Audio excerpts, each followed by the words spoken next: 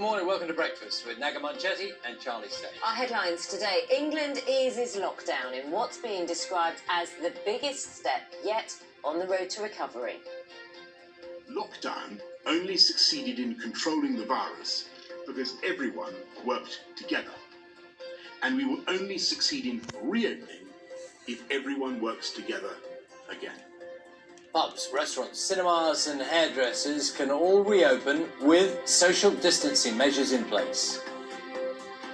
This salon is open for business and Claire and the team inside are very excited.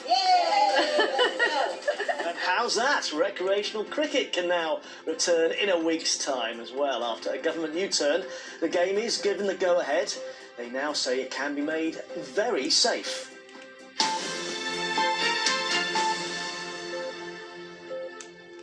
Good morning, Saturday, July the 4th. Our top story this morning, the largest easing of coronavirus restrictions so far is coming to effect in England.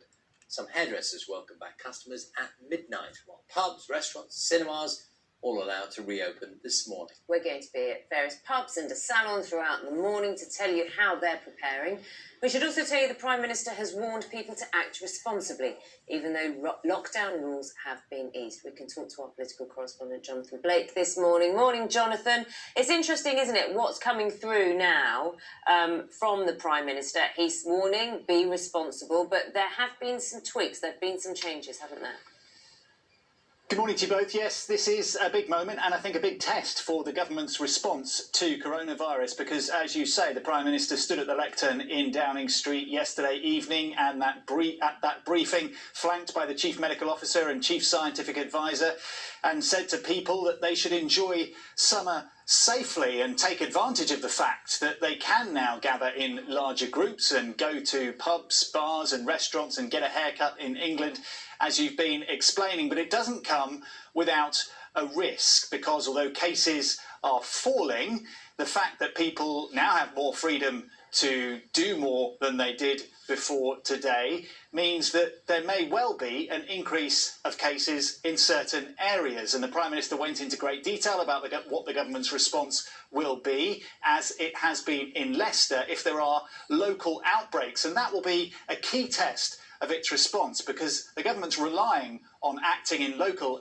areas to get a handle on outbreaks of the virus to keep these relaxations of the restrictions in place. And overall, the test now is for people to follow guidance rather than rules, because as the Prime Minister said when he announced all these changes in the House of Commons a couple of weeks ago, the government's response is shifting from legislating and telling people by law what they are and are not allowed to do to issuing guidance and hoping that people follow that and trusting people to follow that. And so that's why I think we've seen a bit of a good cop, bad cop routine this morning from two cabinet ministers in the papers.